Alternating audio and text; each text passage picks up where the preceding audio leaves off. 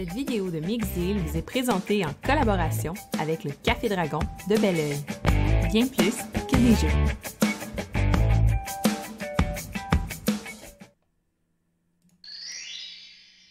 Bonjour tout le monde, bienvenue à ce midi édition à 10h30 le matin, ouais, parce qu'en fait, on a la chance de précéder Elsa de Ludipsy avec une entrevue super intéressante qui avait lieu à midi, donc nous autres, on est juste avant.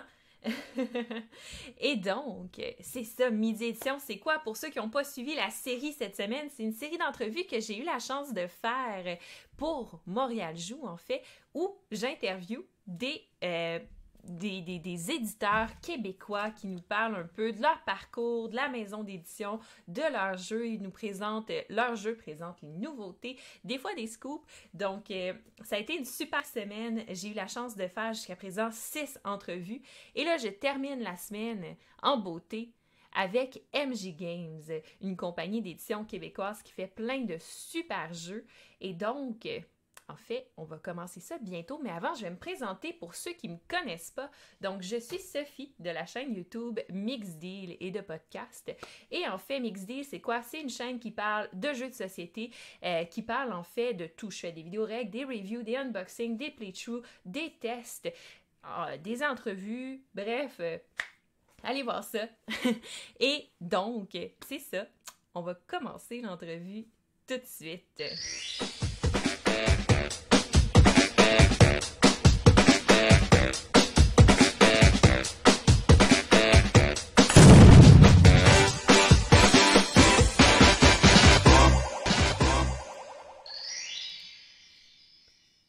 Donc, je suis accompagnée ce matin de Mournir de MJ Fun. Bonjour. Oui, bonjour à tous.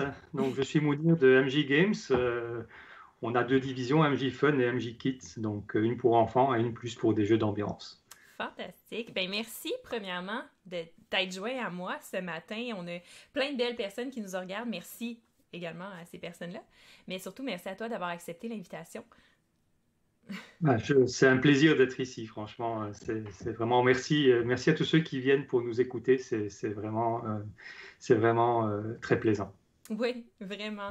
Ça a été une super semaine. Écoutez, il y a eu du contenu toute la semaine. Ça a été un marathon de création de contenu. Et aujourd'hui, c'est pas différent. Je fais 3 lives. Elsa en fait 3 également. On est en feu. On est en feu, on se peut plus. Et après ça, on va dormir pendant 2 semaines.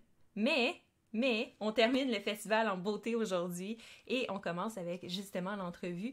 Donc, pour commencer, comme c'est ta première fois avec Mixdeal, tu dois passer par l'étape obligatoire qui est en fait de présenter ton profil de joueur. C'est comme l'initiation à Mixdeal, mais c'est pas trop méchant, fait que c'est pas super. Faut que tu présentes aux gens à la maison comment tu as découvert le monde des jeux. Ensuite, un peu ton parcours, puis tes jeux du moment, tes highlights. Ok, bon, ben c'est effectivement, ben, on va commencer.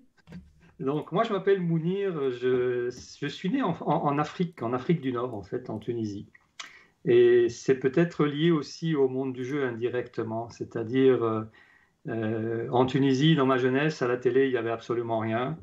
Il n'y avait pas d'électronique à l'époque, pas de jeux vidéo, etc. Qu'est-ce qu'on faisait pour s'amuser? Ben, on jouait à des jeux de plateau, des jeux de cartes, évidemment des jeux d'extérieur aussi. Mais l'essentiel des passe-temps avec les amis, c'était des jeux. Bon, il y avait pas énormément de choix, il faut bien dire. Donc, toute ma formation était une formation très, très, très classique. Oui. Donc, j'ai commencé très jeune. Ben, il y a l'éternel, évidemment, à l'époque, c'était le Monopoly, là, le jeu de plateau de base auquel on jouait, c'était ce jeu-là. C'est sûr qu'il paraît maintenant très, très désuet, mais je dois être honnête, je veux dire, honnêtement, en tant qu'enfant, j'ai eu du plaisir avec ce jeu. Je me suis amusé aussi, c'est-à-dire, Ouais. on peut bien le regarder avec une certaine condescendance maintenant, mais il faisait bien la job à l'époque. De toute façon, on n'avait pas tellement de choix. Mhm. Donc ça, c'était... Après ça, il y avait beaucoup de jeux deux joueurs. Mon premier jeu de plateau deux joueurs que j'ai joué, c'était le Stratego. Je ne sais pas s'il y en a qui le connaissent ici, mais c'était vraiment pour moi, j'avais un frère mon frère avait 9 ans de plus que moi, il jouait avec ses amis, donc je voulais toujours, moi aussi, jouer au jeu avec les grands. Donc j'ai appris le Stratego assez vite. Et je me rappelle même de ma première partie encore. Ah oui. Ma première partie, je l'ai perdue au premier move.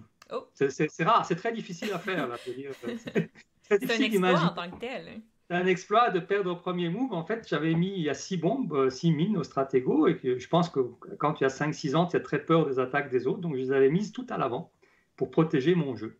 Ce qui veut dire que je pouvais bouger aucune pièce. Oh. Tout simplement. Et quand on ne peut pas bouger de pièce au Stratego, on a perdu. Donc, au premier move, je ne pouvais pas faire de move, donc j'ai perdu. Oups. J'ai appris très vite. Après, je suis devenu quand même plutôt bon dans ce jeu-là. Puis après ça, j'ai appris à 5 ans. Quelqu'un m'a appris, et c'était vraiment magnifique, m'a montré comment jouer aux échecs. Donc, j'ai commencé très, très tôt à jouer aux échecs. Puis j'ai adoré ça. Honnêtement, pour moi, je sais qu'il y a beaucoup de gens qui trouvent ça trop abstrait, etc. Mais pour moi, ça reste un des tout grands jeux de joueurs. D'ailleurs, j'étais content de voir la série qu'ils ont fait, Le jeu de le la jeu de la dame. dame. Le jeu de la dame, je trouve que ça va peut-être redonner une certaine aura à ce jeu-là, mais pour moi, il reste un des top jeux de joueurs dans le monde. Je veux dire, bon, c'est devenu un classique, c'est pas par hasard non plus. J'ai jamais joué au Go, par exemple. Je sais qu'on m'en a souvent parlé, mais j'ai jamais appris ce jeu-là. Donc c'est ça.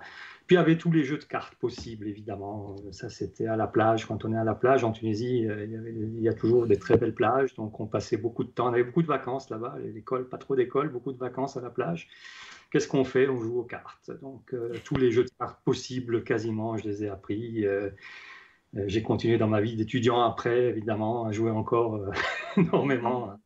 À peu près à tous les grands jeux de cartes connus, disons. Wow. Donc ça, c'est une formation très classique en réalité. Et puis, petit à petit, j'ai découvert des jeux plus modernes. J'ai commencé à travailler pour Foxmind.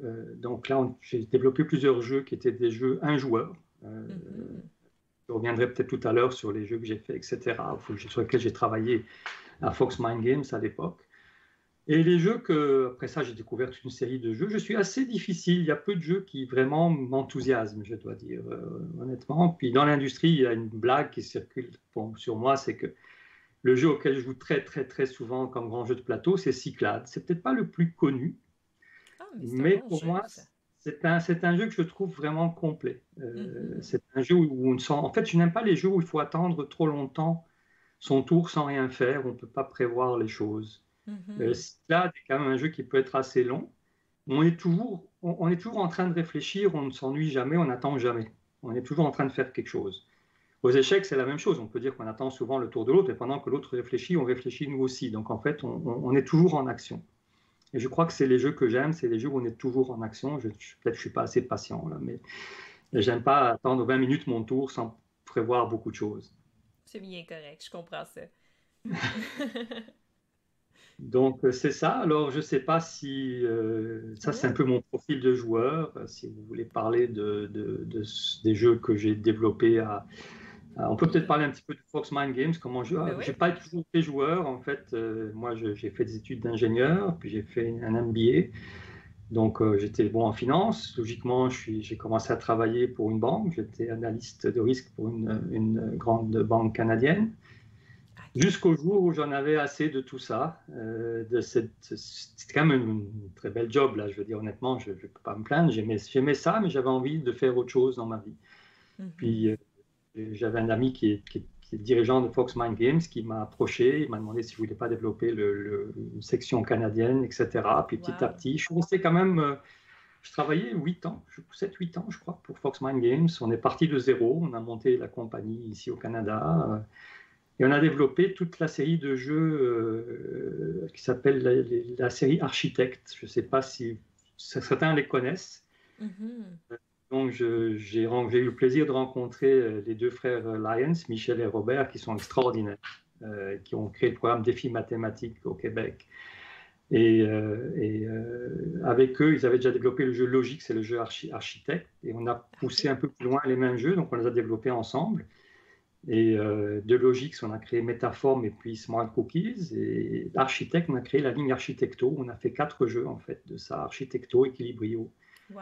Tangrano et Picto. Et ça a marché vraiment. Ça marche toujours d'ailleurs très très bien, je crois, près de 20 ans après. Là, c'est des jeux extraordinaires. Comme jeu, un joueur, je les trouve vraiment, vraiment fantastiques. Ça nous a pris aussi beaucoup de temps pour le faire. Je veux dire, c'est plusieurs années de travail pour développer cette ligne-là. Mhm.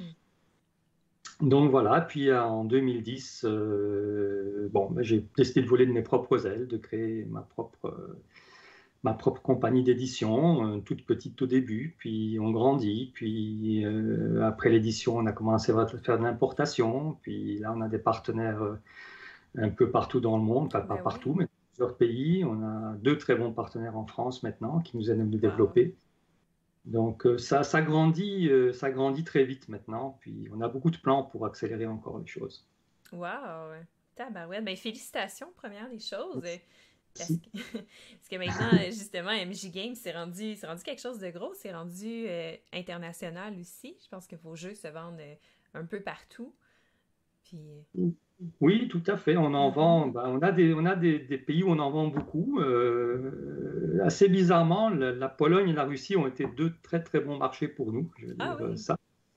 Il y a bon la France évidemment, tout ce qui est francophone, c'est naturel. On en a vendu aussi quand même Mhm. beaucoup à Taïwan. Je ne sais pas pourquoi, mais c'est un marché qui s'est intéressé à nos jeux. Ça dépend aussi des partenaires. Là, on a un nouveau Ouais. partenaire en Italie, etc. Donc ça, c'est des marchés logiques, mais on essaye maintenant. On n'a jamais vraiment essayé aux États-Unis. Mhm. C'est un marché très différent, les goûts sont très différents, la façon d'approcher, c'est compliqué, mais on a Ouais. des plans pour essayer de rentrer petit à petit aux États-Unis aussi. Donc Ah, les quand marchés même. anglophones ne sont pas faciles, oui. Les marchés anglophones ne sont pas faciles. Ben oui. Wow. Puis là, à peu près, là, vous êtes rendu à combien de jeux développés avec MJ Games? En édition, je pense qu'on en a fait 25.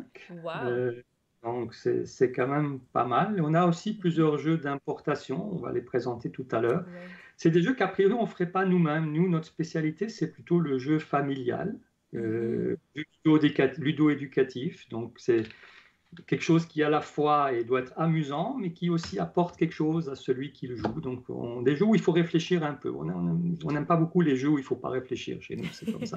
Au moins un petit peu, là. Je veux dire, on a fait quelques exceptions, mais il faut que le jeu apporte quelque chose. Mhm. Et par contre, on ne publie pas des jeux qu'on appelle les jeux geek gamers, là, les jeux avec des grosses règles.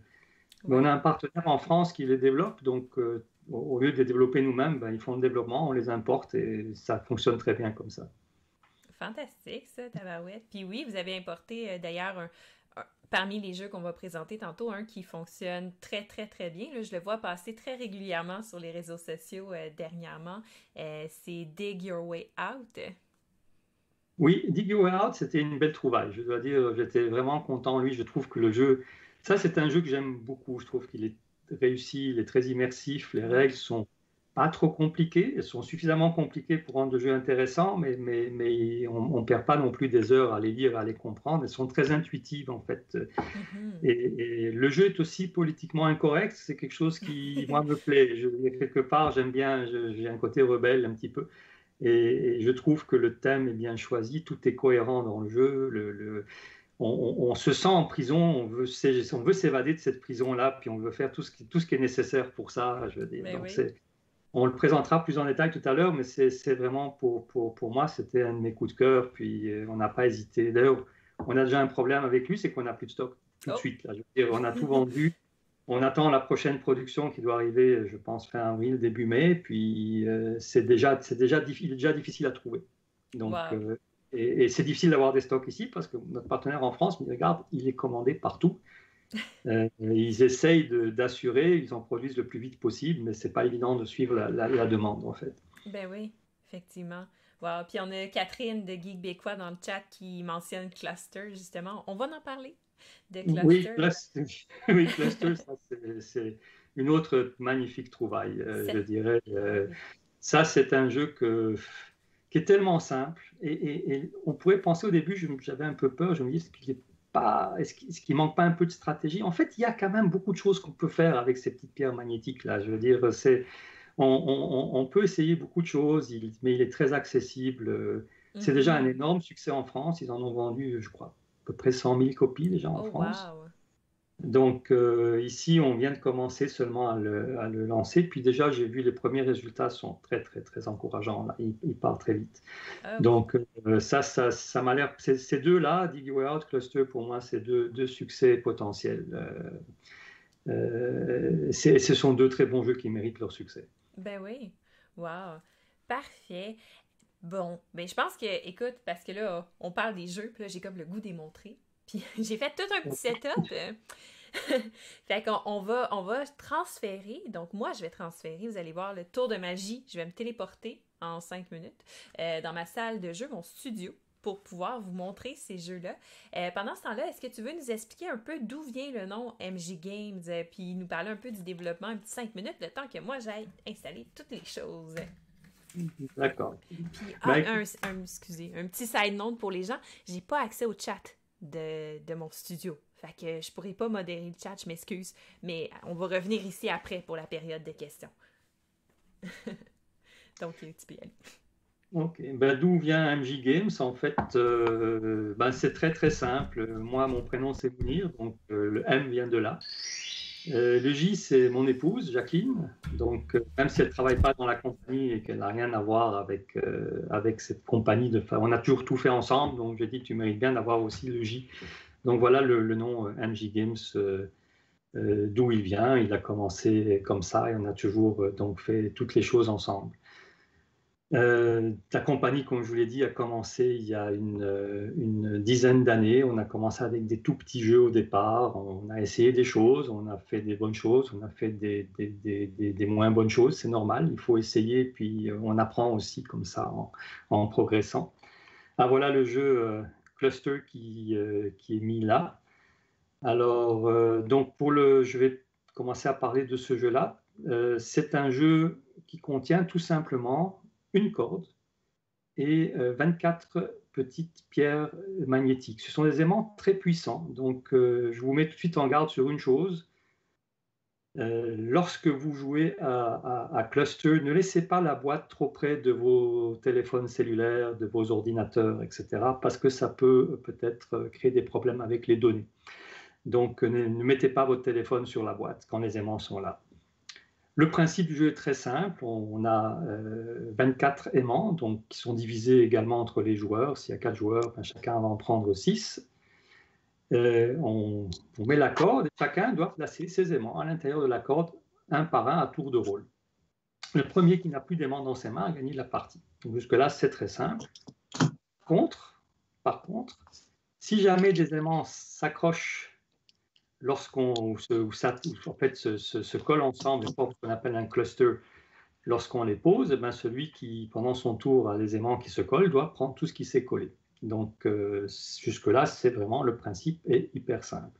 Au début, c'est facile, on les pose en les espaçant, mais il y a de moins en moins de place dans la corde, donc on va finir par avoir des clusters qui vont se créer. Au moment où on approche un aimant, ben, ça devient difficile, on sent que les autres bougent, etc. Donc, on doit commencer à utiliser des petites astuces. On peut déplacer la corde avant de placer l'aimant, essayer de la tirer un petit peu d'un côté.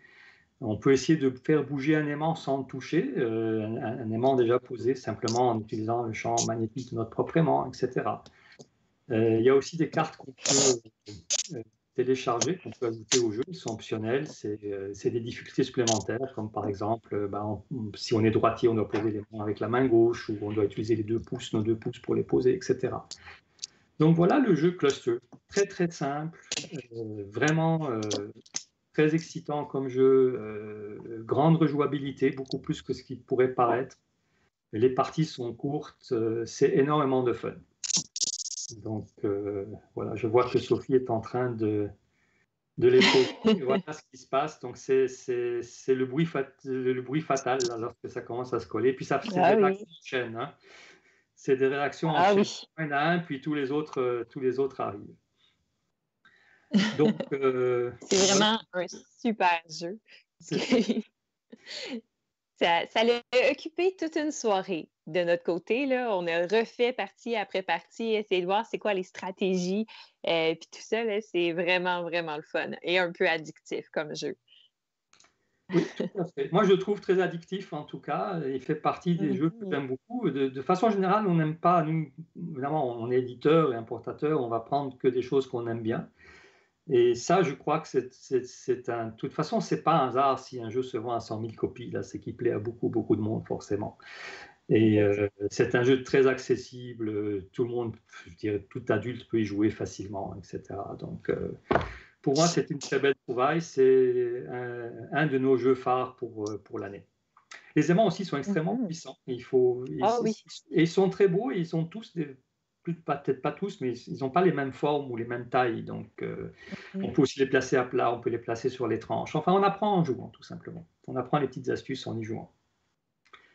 Donc, je ne sais pas s'il y a d'autres marques sur ce jeu. Non, mais je pense que ça fait bien le tour, mais oui, c'est un jeu. Puis là, il est disponible en boutique un peu partout présentement, Cluster. Oui, mais nous, on le vend aux boutiques spécialisées. Donc, il n'est pas dans les grandes, on ne vend pas aux grandes surfaces. Donc, mais toutes les boutiques spécialisées, puis évidemment en ligne, de nombreux endroits en ligne, il est assez facile à trouver normalement. Donc, on a commencé la distribution il y a quelques jours, puis je pense que ça va très bien, effectivement. Ben, c'est un super jeu. Moi, je le recommande fortement. Merci. Donc, je crois que c'est tout pour Cluster. Oui, je vais changer de plateau pendant que les aimants oui. se recollent. Le bruit est très beau aussi, le bruit des aimants. Oui, hein? Parfait, je vais tasser cela. Parce que là, on a préparé tout un setup de plein de cartons de plateaux, en fait, avec des setups de jeux. Et là, j'essaie de ne pas rien renverser parce que ça serait dans mon genre de faire ça. Mais on va essayer de faire ça cute. Et voilà. Et voilà, le plateau de Dig Your Way Out.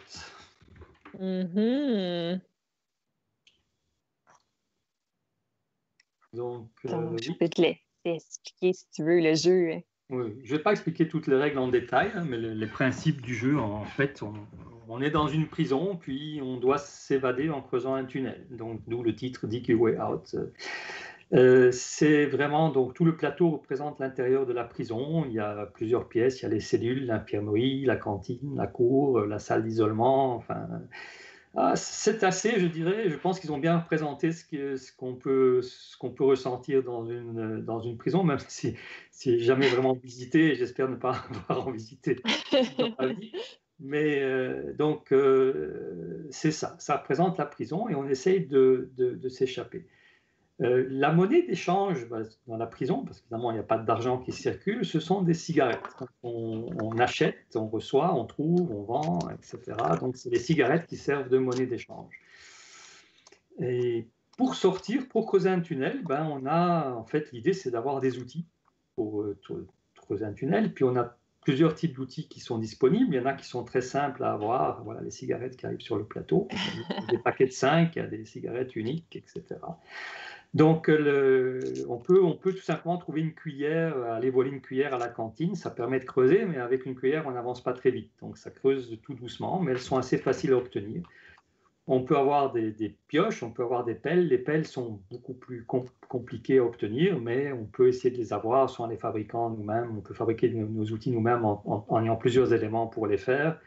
On peut aussi, bien entendu, c'est ça une des beautés du jeu, c'est qu'on peut aussi se procurer toutes ces choses-là, tous ces outils, en allant les voler ou les racketter aux autres joueurs. Donc, lorsqu'on est dans la même pièce qu'un autre joueur, qu'il n'y a pas le gardien, etc., que les conditions sont réunies, on peut décider d'attaquer l'autre joueur et lui dire « Regarde, je sais que tu as une pelle, il va falloir que tu me la donnes. » Et lui a deux choix. Il peut soit accepter et se plier et dire ben voilà, prends ma pelle, et puis c'est tout. Là.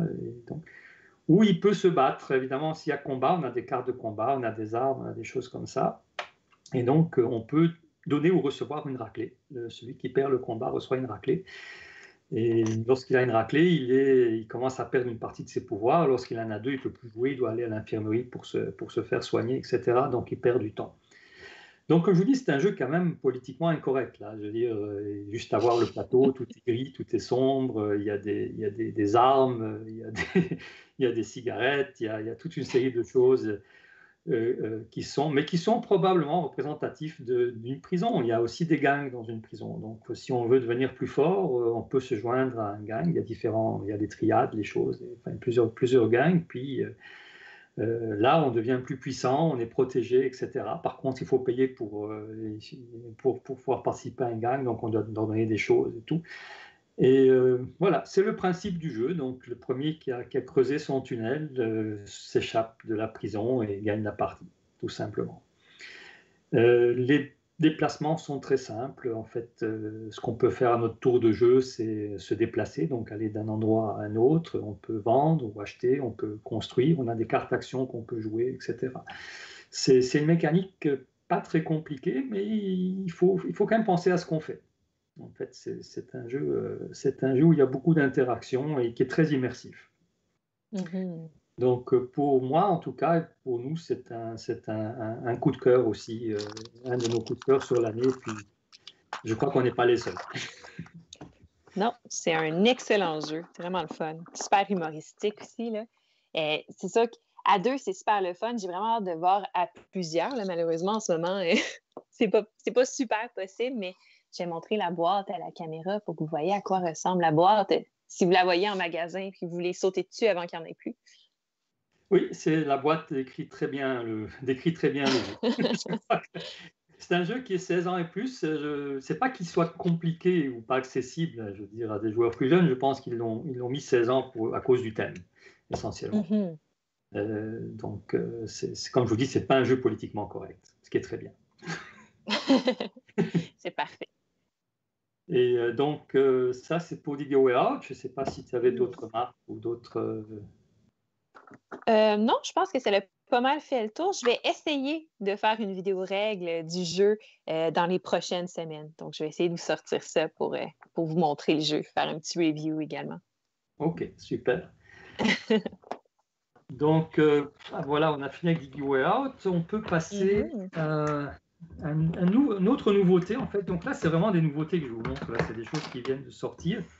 Une qui est encore plus récente, on l'a reçue, je pense, dans l'entrepôt il y a 3 jours, qui s'appelle The Last Bottle of Rum, la dernière bouteille de rhum. C'est encore un jeu qui vient de notre partenaire français Borderline.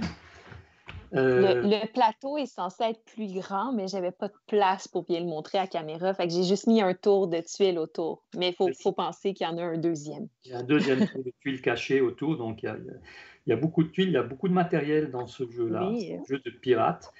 Je tiens à vous dire tout de suite qu'il y a 2 versions. Il existe en français et en anglais. Et les 2 versions ont le même titre. Donc, si vous le trouvez, si vous l'achetez, vérifiez quand même qu'il soit dans la langue que vous voulez. Donc, si vous le voulez en français, il suffit de regarder l'arrière de la boîte. Si elle est en français, c'est en français. Si elle est en anglais, c'est en anglais. Les règles, vous pouvez toujours les trouver. Par contre, il y a beaucoup de cartes action avec la langue, soit anglais, soit français dessus. Les cartes ne sont pas bilingues. Donc, la première chose qui m'a frappé sur ce jeu, c'est qu'il est très beau. J'ai trouvé vraiment, moi en tout cas, j'ai adoré les illustrations. Je trouve le matériel est de bonne qualité. Il y a beaucoup de matériel dans la boîte. C'est vraiment bien fait. Donc, c'est un jeu, à part ça, dont la mécanique est, je dirais, relativement classique, mais agréable, très fluide. Chacun choisit un capitaine, donc il y a différents capitaines de bateaux qui ont chacun des pouvoirs spécifiques. On est tous des pirates, on part du repère au centre du plateau, puis on va explorer les mers, on va trouver des trésors et on va essayer de ramener nos trésors dans le repère pour avoir des points de victoire. Évidemment, ça paraît simple, mais il y a beaucoup de problèmes qu'on rencontre en route en allant chercher nos trésors. Le premier problème, c'est les autres pirates qui peuvent nous attaquer. Ils attaquent notre bateau, donc on peut attaquer un bateau, on peut subir des dégâts suite à une attaque, ce qui nous ralentit ou nous arrête complètement. On peut réparer les dégâts si on a des dégâts. Donc on a pas mal de choses qu'on fait dans notre tour. Il y a aussi un problème dans le jeu qui s'appelle le Kraken. Donc lui, on doit s'en méfier parce qu'il surgit de temps en temps. Puis si on est en mauvaise position, ben, c'est sur nous que ça tombe. Puis le Kraken peut faire énormément de dégâts. Donc c'est ça en gros le principe du jeu. On a des cartes actions en main, on navigue, on attaque les autres, on se répare, on évite le Kraken, on va chercher des trésors, on va voler les trésors des autres. Enfin, c'est une belle mécanique très interactive aussi. Et il y a des règles additionnelles qui font que le jeu est à plusieurs niveaux. D'ailleurs, c'est une chose que j'aime beaucoup dans les jeux, c'est aussi le cas, je ne l'ai pas mentionné dans League Way Out, il y a des règles optionnelles avec des personnages supplémentaires, etc. Une chose qui est très bien dans The Last Bottle of Rum, c'est qu'il peut être joué à 2. C'est plutôt rare. Alors, parce qu'il y a un personnage fantôme qu'on appelle le lapin fantôme, donc c'est un vaisseau pirate fantôme qui navigue et qui peut faire des actions, lui aussi, indépendamment de nous, et donc c'est comme un troisième joueur qui vient interagir avec nous et qui peut aussi créer pas mal de problèmes, qui a ses propres pouvoirs, etc. Donc ça permet à ce jeu de devenir un jeu de 2 joueurs, alors que normalement il est 3 à 5 si mes souvenirs sont bons. Ouais.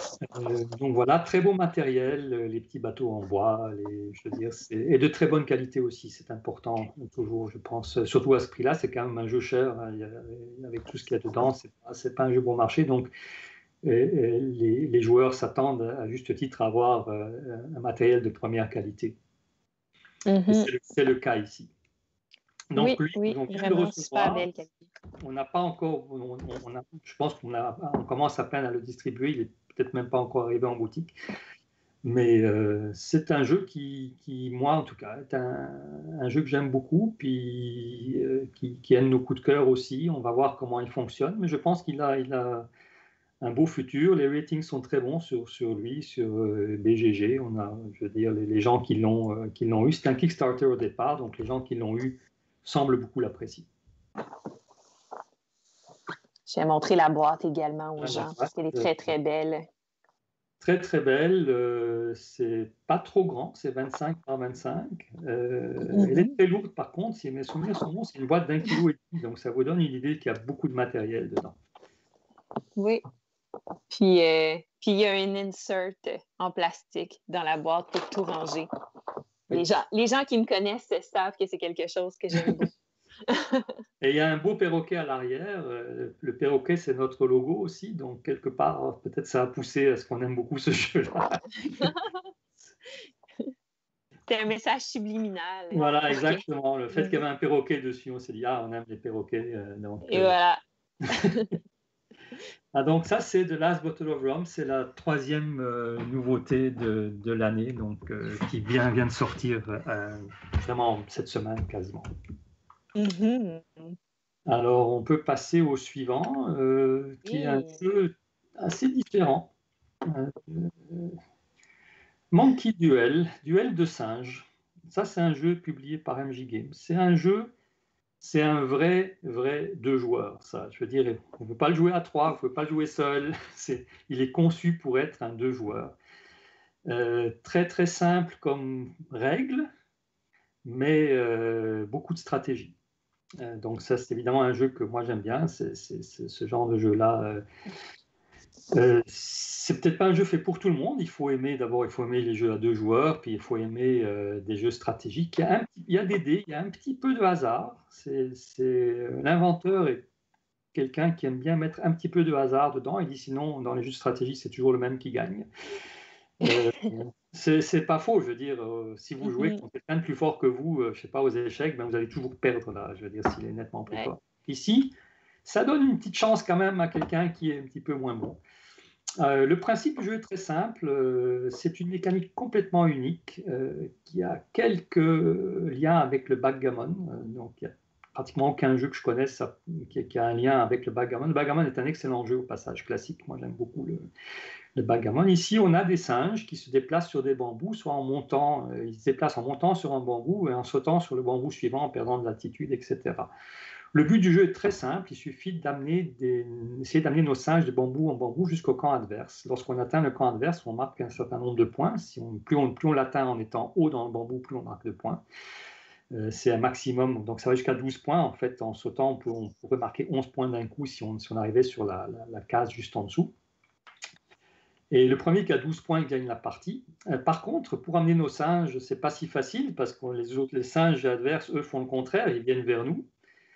Et si jamais un singe vous saute dessus, et que vous tombez du bambou jusqu'en bas, d'abord vous tombez du bambou, donc vous revenez à votre bambou initial dans votre camp. Et en plus, l'adversaire marque un point pour vous avoir fait tomber du bambou. Alors là où le jeu se complique un peu plus, c'est que s'il y a plusieurs singes sur le même bambou, que le premier tombe et décroche, il va tomber sur le deuxième qui lui va descendre un peu, etc. Donc on peut calculer tout ça à chaque mouvement. Et il y a en plus les noix de coco, parce que quand même, c'est quand même intéressant. Dans ce jeu, on peut aussi essayer de viser les autres avec des noix de coco, grâce à nos dés, et de les faire tomber comme ça. Donc toute l'idée, c'est de progresser, de faire tomber les autres singes des bambous et de nous essayer de nous accrocher. Ça a l'air simple comme ça, je vous dis une chose, c'est très, très stratégique. Parce qu'en fait, il y a beaucoup de choses. Si on essaye de passer, plus on est haut dans les bambous, plus on est puissant parce qu'on peut sauter sur les autres. Pour sauter sur les autres, il faut quand même être plus haut qu'eux. On ne peut pas sauter en montant, on saute toujours en tombant. Par contre, si on met tous nos singes en haut, les autres vont en profiter pour passer rapidement en bas parce qu'on est trop haut pour les atteindre, etc. Si on essaie d'envoyer un singe tout seul, il a très peu de chances de passer à travers tous les autres sans se faire sauter dessus ou toucher par une noix de coco. Donc, il faut les amener en groupe, essayer d'avoir une équipe en fait qui avance en même temps, où ils se protègent les uns les autres. Donc, comme je vous dis, c'est un jeu très stratégique. Pour ceux qui aiment réfléchir, vraiment. C'est pas pour tout le monde, mais il y a un côté semi-abstrait dans le jeu qui fait que, encore une fois, les règles sont faciles à absorber, à comprendre, mais après ça, chaque partie, on apprend, puis il faut faire plusieurs parties pour vraiment commencer à bien maîtriser le jeu. Mais pour moi, c'est un excellent jeu de joueurs. Ouais. Donc, voilà. Puis, en ce moment, des jeux à 2 joueurs, c'est vraiment pratique. Oui, tout à fait. Donc, ça, c'était Monkey Duel. Oui, je vais remontrer la boîte pour ceux à la maison qui voudraient voir ça ressemble à quoi. Et voilà, une belle boîte avec des beaux singes. Oui, bon, on a fait une petite aussi. Bon, ça c'est un petit clin d'œil. Enfin, les deux singes, il y en a un qu'on reconnaît quand même facilement, qui est un petit peu une caricature d'un ancien président des États-Unis assez célèbre. Il porte même son petit pins Make Jungle Great Again. Bon, J'avais euh, pas remarqué la oui, badge. oui, oui, Mais non, oui. il y a plein de petits détails là-dedans.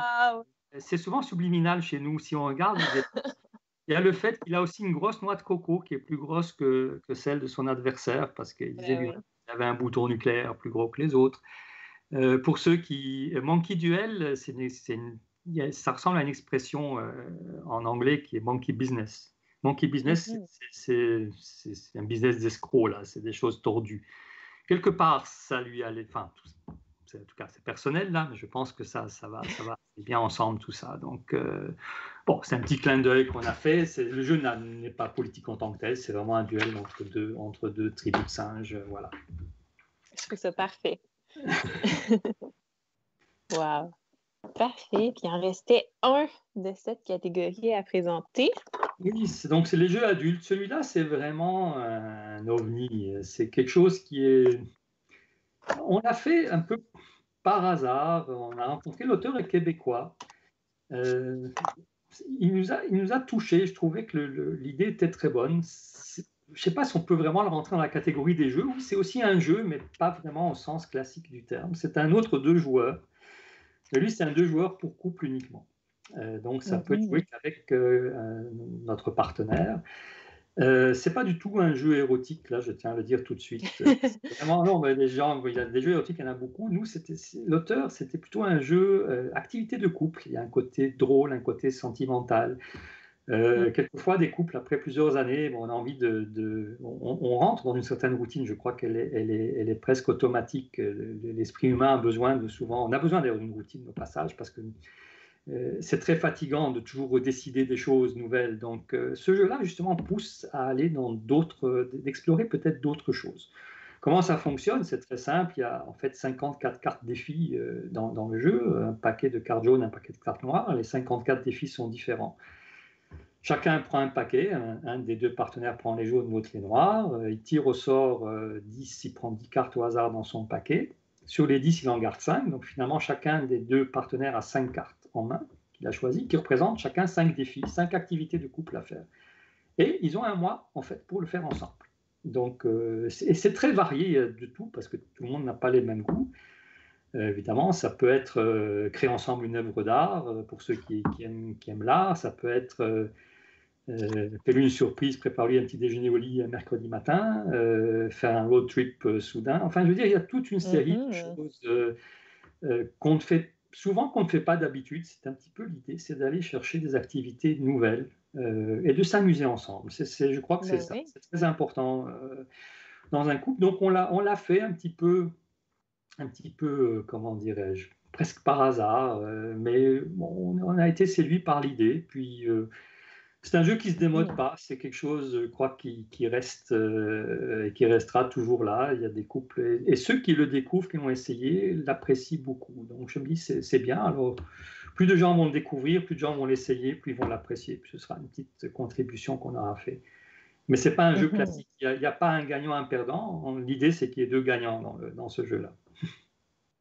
Oui, mais non, c'est vraiment le fun. Puis, tu sais, j'ai pris des cartes comme ça au hasard, mais tu sais, effectuer une bonne action ensemble en faisant une journée de bénévolat dans un organisme, méditons ensemble, faire un parcours IKEA sans rien acheter ou Oui. faire un parcours à l'imaginaire sans rien acheter. Ça peut être ça aussi. Oui, c'est pas facile. C'est des choses, ça, à mon avis, ça doit être compliqué. Pour ceux qui aiment les jeux, aller à l'imaginaire sans rien acheter, ça doit pas être facile. Et pour un jeune qui s'installe, faire tout le parcours IKEA sans rien acheter, ça ne doit pas être évident non plus. Effectivement. Mais ça non plus, c'est pas facile. Ouais. Donc, wow. Mais c'est vraiment... il y a des cartes qui sont plutôt amusantes, il y a des cartes qui sont plus sérieuses. L'idée, c'est qu'effectivement, chaque couple est différent. Puis, il y a une partie de hasard, puisqu'on prend 10 cartes au hasard, mais à la fin, on choisit quand même celle qu'on veut faire. Il y a des cartes qui peuvent être un peu méchantes. C'est par exemple, on laisse l'autre choisir les vêtements qu'on devra mettre pour aller au travail. Donc, wow. C'est ça, il faut avoir confiance. Voilà, c'est ça. Donc un petit jeu Lovebirds, un petit clin d'œil amusant pour les couples. Voilà, c'est pas très cher de toute façon. Et on peut le jouer et le rejouer parce qu'il y a quand même beaucoup de défis. Donc au bout d'un mois, si on veut, on peut recommencer pour un autre mois, etc. Ça fait quand même 10 défis en 30 jours, c'est quand même à peu près un tous les 3 jours en moyenne. Bon, mais j'ai fait un clin d'œil à Elsa. Si jamais tu as des thérapies de couple, wink, wink. Je sais pas si ça peut sauver un couple non plus, là. Je veux dire, je sais pas jusque-là. Mais certainement, ça peut peut-être aider. Donc, comme on dit, les bonnes raisons d'acheter Lovebirds, c'est si le couple va bien, ben, il ira encore mieux. Si on aime bien les chocolats, si on a envie juste de changer un peu notre routine, je crois que c'est ça l'idée. Ben oui.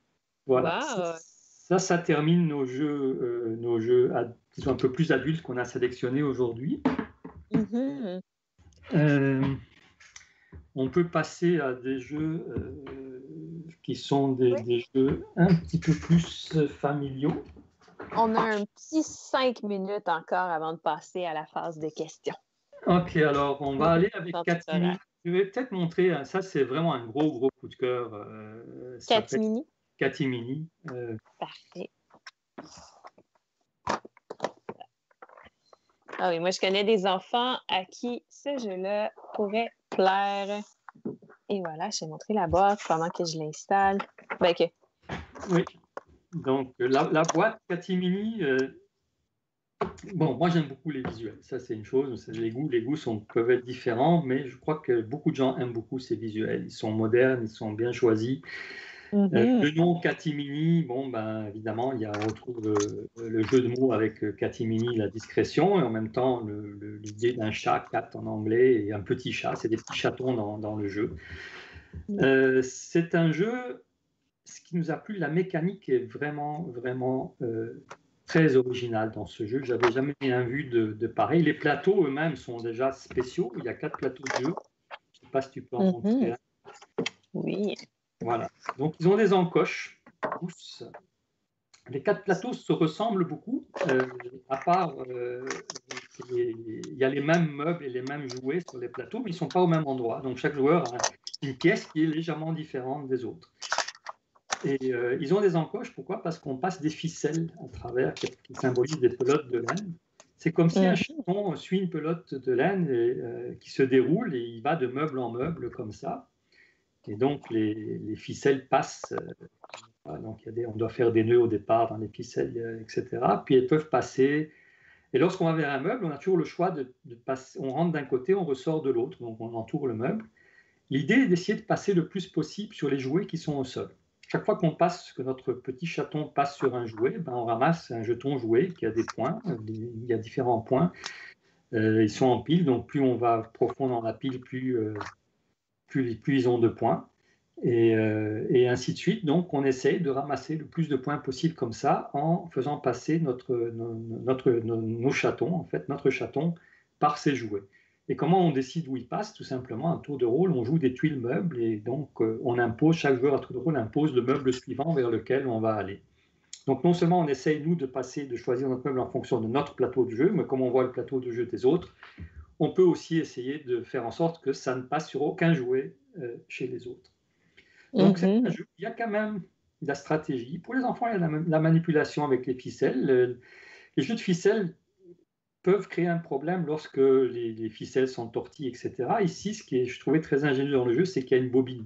Donc, en fait, on la déroule et à la fin de la partie, on la réenroule. Donc, on n'est jamais embêté avec nos ficelles qu'il faut ranger, etc. C'est très pratique, c'est très bien fait. Et il y a donc 4 plateaux, 4 ficelles de couleurs différentes. Chaque joueur a sa propre ficelle et joue sur son propre plateau. Et voilà, donc il y a une partie de stratégie, une partie de manipulation dans le jeu, une petite partie de hasard aussi au départ dans les tuiles meubles qu'on pige, etc. Donc il y a tout ça, il y a beaucoup de matériel, donc 4 plateaux, 4 bobines, un grand nombre, il y a 50 jetons joués, 20 tuiles meubles. Le matériel de première qualité, il est, comme la plupart de nos jeux, il est aussi fabriqué en Europe. Presque tous nos jeux sont fabriqués en Europe. On on trouve ça bien parce que on est certain de la qualité, on est certain que c'est pas fabriqué par des enfants que c'est fait Ben ouais. etc. Wow. Quelque chose qui est important pour nous aussi toujours. Mhm. Donc voilà. Puis Catimini, on l'a sorti l'automne passé ici au Canada. Il fonctionne très très bien. Toutes les revues sur le jeu sont excellentes. On l'a sorti en France avec notre partenaire Tiki Édition le 15 janvier en France et les revues sont extraordinaires. En France, tout le monde trouve le jeu extraordinaire. C'est pour enfants à partir de, on l'a mis 5 ans. On hésitait entre 5 et 6. On va probablement le monter à 6 ans l'âge dans les prochaines productions parce qu'on a vu que ça dépend toujours des enfants, mais le setup est quand même, il y a beaucoup de matériel. Donc on s'est dit 6 ans, c'est peut-être plus approprié pour un enfant. Il y a des enfants à 5 ans qui peuvent y jouer, bien sûr. Ça dépend toujours des enfants. Ben oui. Wow. Mais c'est un super beau jeu. Puis effectivement, le matériel de tous vos jeux, c'est fou comment c'est de la belle qualité de matériel. Autant les jeux pour adultes que les jeux pour enfants, c'est très, très beau. Oui, mais on essaye de soigner. Au tout début de l'existence d'MJ Games, on n'était pas aussi exigeant sur la qualité de matériel. Puis on a compris assez rapidement qu'il fallait qu'un jeu soit non seulement une belle mécanique, mais qu'il soit aussi qu'il ait un beau design. En fait, il faut qu'il soit parfait, je veux dire, le plus parfait possible. Ben oui, effectivement. Parfait. On aurait peut-être le temps, 2 minutes pour un dernier jeu. Le plus simple de tous, c'est mon fort. Oui. C'est mon fort, ça devient presque un classique, hein, je veux dire, pour nous. C'est notre meilleur vendeur. On en a vendu plus de 150 000 copies déjà, au total. Wow! La beauté de ce jeu, c'est sa simplicité. Il est simple à comprendre, il est super intuitif. Il y a seulement 55 cartes dedans, incluant les règles. Je veux dire, donc on parle de 49 cartes, mais quelles cartes? C'est vraiment la beauté de la mécanique du jeu. Et c'est très simple. Chacun doit bâtir un mur, chaque carte a un numéro, un nombre qui va en fait, ça va de 1 à 46. Et l'idée, c'est de bâtir le mur en ordre croissant. Donc, chaque fois qu'on pose une carte dans notre mur, si on va de 2 à 9, ben après, on ne peut plus poser le 8, le 7, etc. Donc, il faut bâtir un mur de 10 cartes. Alors, il y a un côté de mémoire dans le jeu, parce qu'on découvre des cartes qui sont cachées. Lorsque c'est notre tour de jeu, on tourne une carte qui était cachée. Alors, de deux choses une, soit on peut la prendre, on a le droit de la prendre, soit on n'a pas le droit de la prendre. Si on n'a pas le droit de la prendre, ben c'est facile, notre décision est faite pour nous, on la remet là où elle était, face cachée, donc les autres peuvent se rappeler que cette carte est là, s'ils veulent. Si on peut la prendre, là, c'est une décision. Est-ce qu'on la prend, on la met dans notre mur ou pas? Si on la prend, ben, elle est dans notre mur, puis elle vient là. Si on la prend pas, on la remet face cachée. Donc, il y a un côté mémoire, mais mémoire sélective. On ne va pas essayer de se rappeler de tout dans ce jeu, on va essayer de se rappeler des cartes clés. Et pourquoi? Parce qu'il y a des cartes qui ont des illustrations. Vous voyez des corbeaux, il y a un roi, il y a des princesses, des princes, un magicien, des canons, des tours. Il y a toute une série de choses qui ont des pouvoirs spéciaux ou qui rapportent des points en plus. Donc il y a le côté stratégique. Disons, le roi porte le 41. C'est une carte qu'on va plutôt utiliser vers la fin de la partie. Si je la découvre au début de jeu, je ne vais pas la prendre dans mon mur parce qu'elle va me bloquer. Mais celle-là, je vais sans doute m'en rappeler parce qu'elle est très importante, elle rapporte beaucoup de points. Donc, je vais faire l'effort de m'en rappeler. Si on voit à côté la 42, si je retourne la 42 en début de partie, qui a rien de spécial, etc., qui est très loin, bah, je ne vais même pas faire l'effort, je ne vais pas encombrer ma mémoire pour celle-là.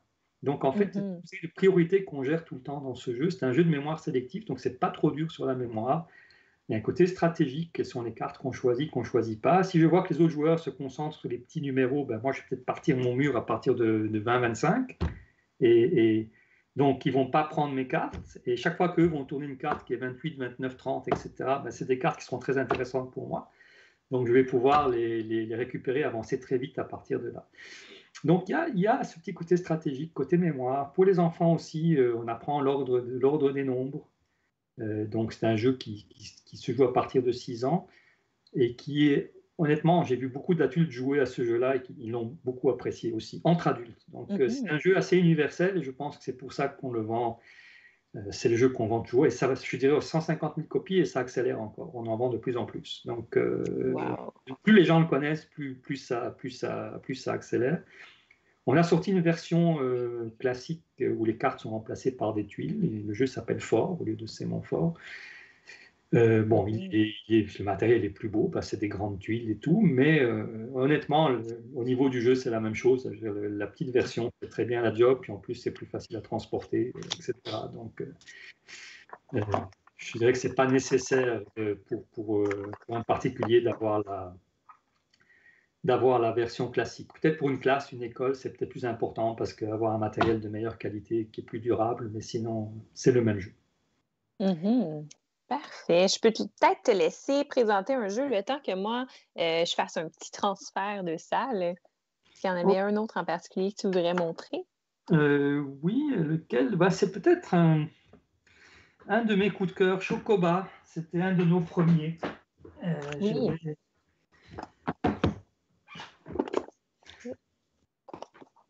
Alors, Chocoba, c'est Pas bien, Oui, bah, je te laisse l'installer.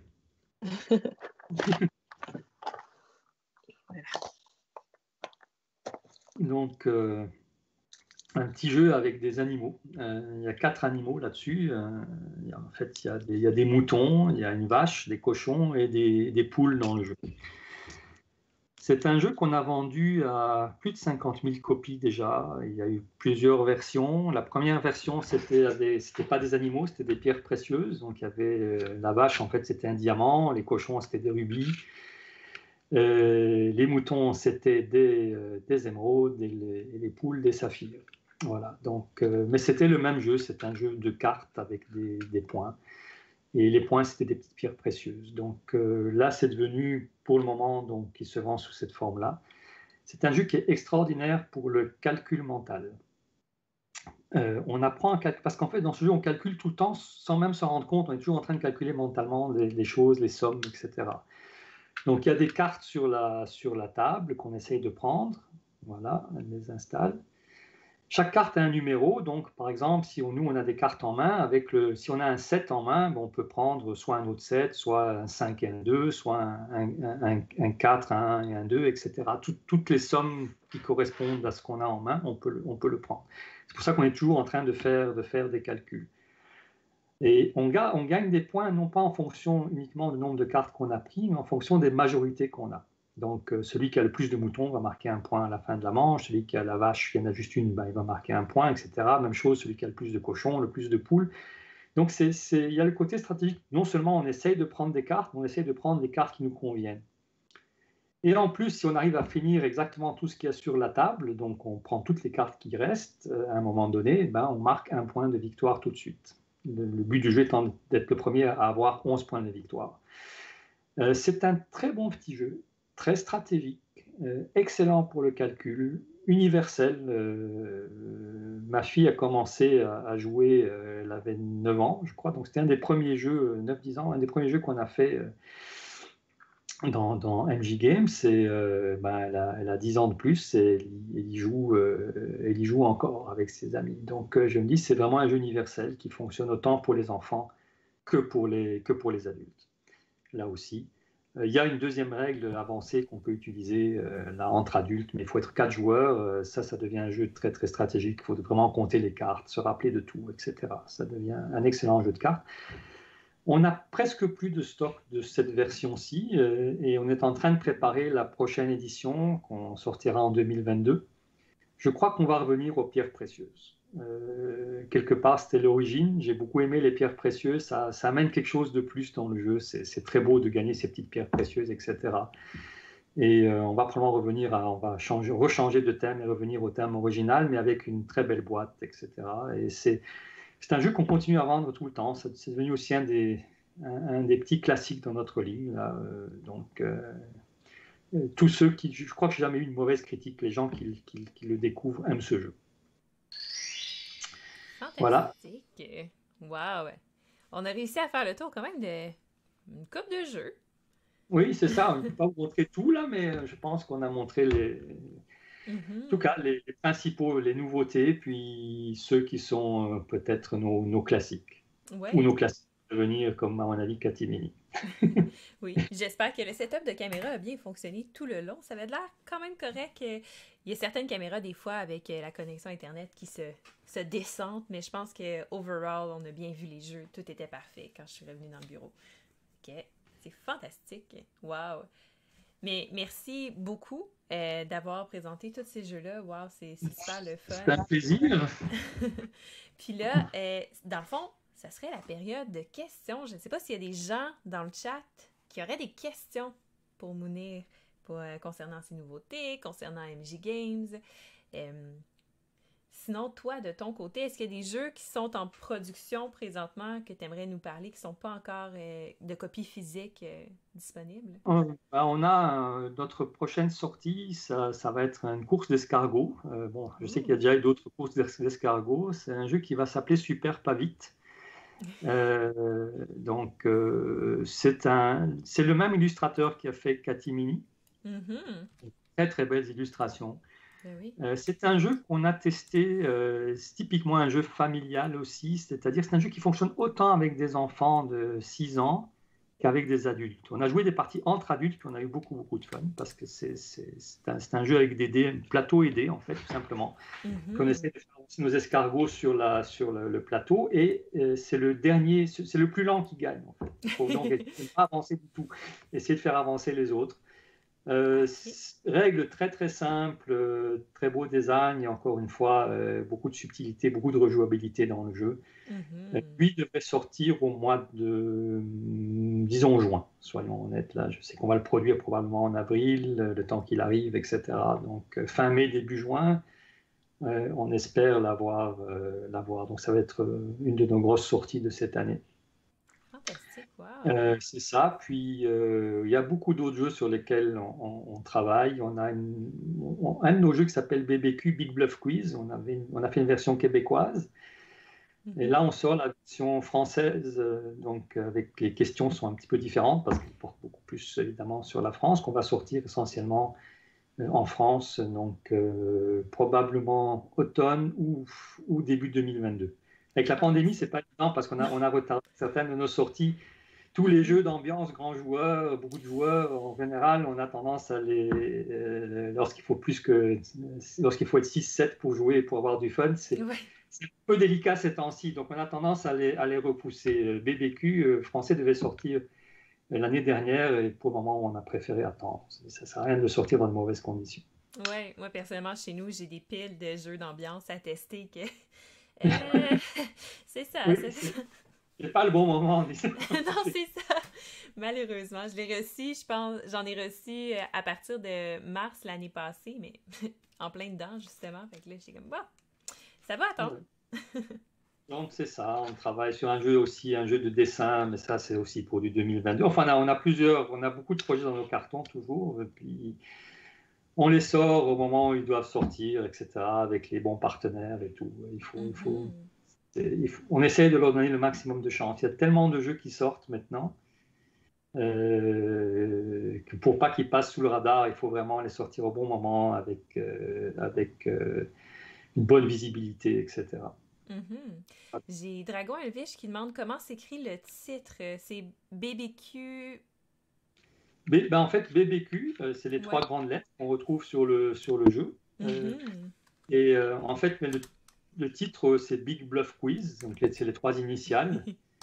Il correspond exactement à ce qu'est le jeu, c'est-à-dire le jeu est c'est un des rares jeux où il y a des questions et on peut marquer des points même si on ne connaît pas les réponses. Parce qu'il y a une partie bluff dans le chose où on peut miser en fait sur des réponses et puis si personne ne vérifie nos connaissances, on marque les points pareil. C'est un jeu qui a à la fois un côté vitesse, un côté connaissance, un côté bluff, prise de risque, très vivant, très rapide. Et j'ai jamais vu un jeu qui est dans ce style-là. Et toutes les questions ont plusieurs réponses. C'est-à-dire, ce qu'on donne comme exemple en général, c'est une question très simple. Quels sont les noms des planètes du système solaire? Donc là, tout le monde peut miser rapidement et prendre un jeton. C'est des jetons de style poker avec un numéro dessus. Celui qui prend le jeton 6, mise 6 points et s'engage, s'il est interrogé, à pouvoir nommer 6 planètes du système solaire. Et il a 1 minute pour le faire, s'il est interrogé. S'il est interrogé et qu'il est capable de répondre, il marque 6 points. S'il n'est pas capable, il perd 6 points. Si personne n'interroge, il marque 6 points, même s'il ne les connaissait pas. Donc, Et si quelqu'un prend le jeton 10 parce qu'il y a des jetons plus que ça, ben lui, il perd tout de suite parce que là, il a pris un jeton, un nombre qui est supérieur au nombre maximal qui existe. Il n'y a que 8 planètes, en fait, dans le système solaire, si on exclut Pluton. Wow. Donc, c'est un jeu, en même temps, on apprend beaucoup de choses, en fait. Moi, j'ai appris en faisant une partie des questions, j'ai appris énormément de choses. J'avais beaucoup de choses que je croyais connaître, j'étais surpris en vérifiant. On a fait vérifier et revérifier les réponses, puis une chose comme les couleurs primaires, moi j'étais sûr de les connaître. En fait, c'est une question les réponses sont plus compliquées qu'on ne croit à cette question-là.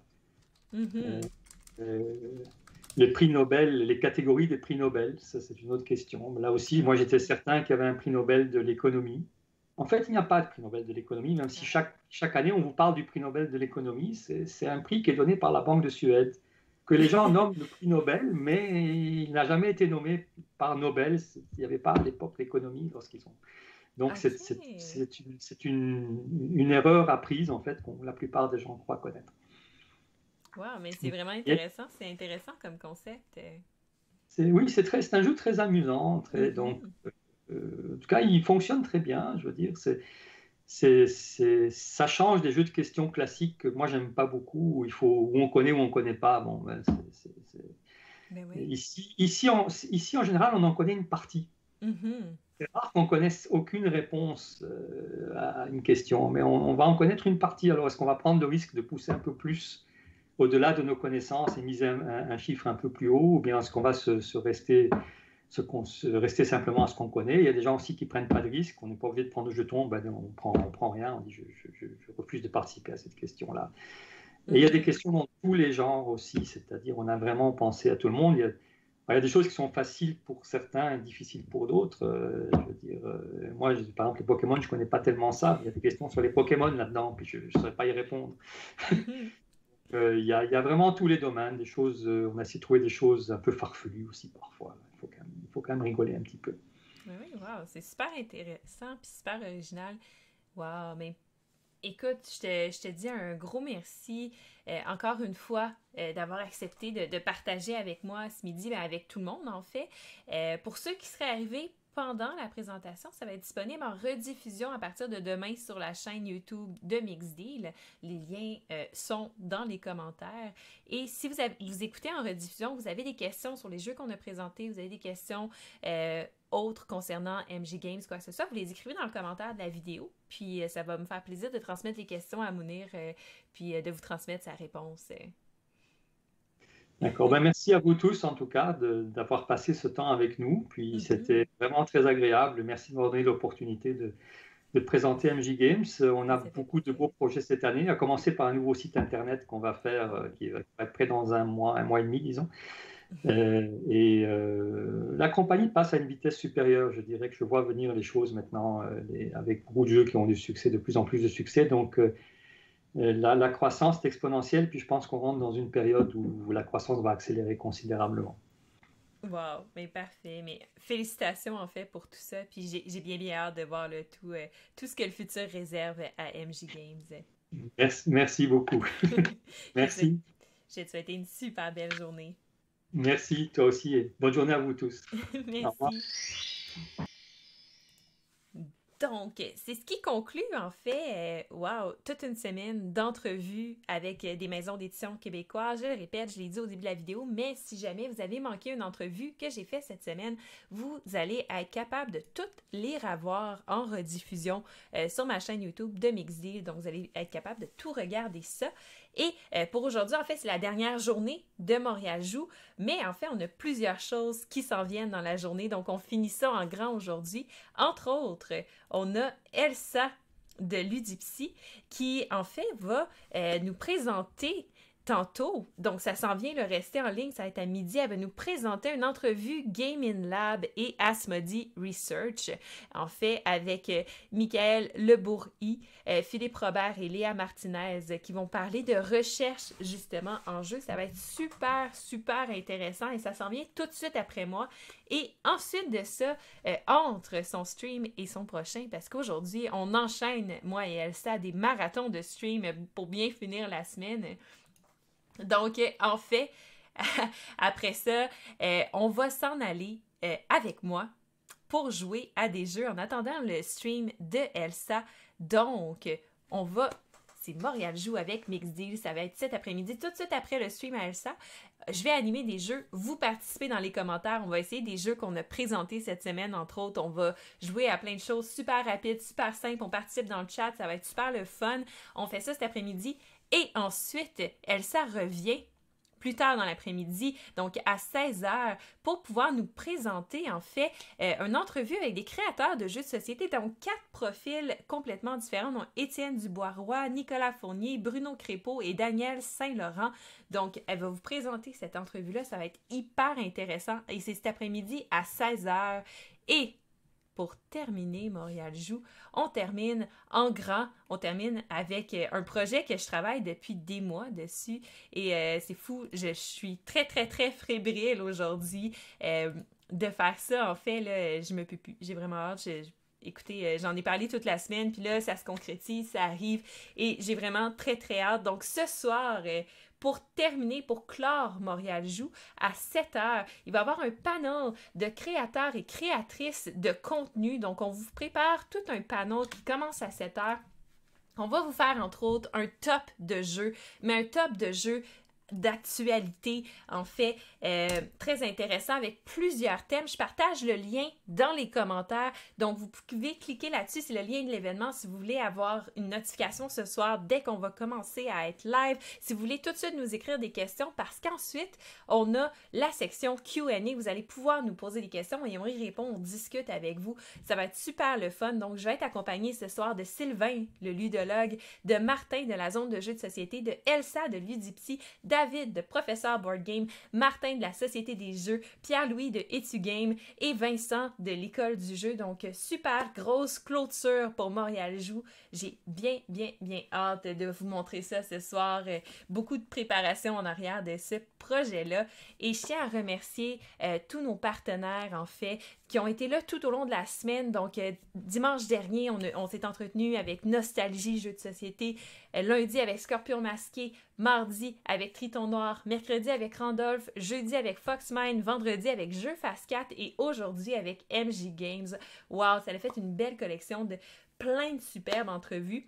Donc, en fait, je leur dis à tous un super gros merci. Et je vous rappelle, hier, j'ai mis la vidéo de l'entrevue de Jeux Fast 4 sur ma chaîne YouTube. Elle est disponible également en rediffusion sur la chaîne Twitch de jeux.ca. Et en fait, dans cette entrevue-là, à la fin, on pose une question et il y a un concours. On peut gagner les 3 jeux, la collection de Jeux Fast 4. Et en fait, pour ça, il faut répondre à la question dans les commentaires de la vidéo sur YouTube. Le tirage va se faire ce soir. Donc, je vous dis ça de même, si vous avez 2 minutes aujourd'hui pour faire ça. Et vous allez pouvoir remporter la collection complète de Jeux Fast 4.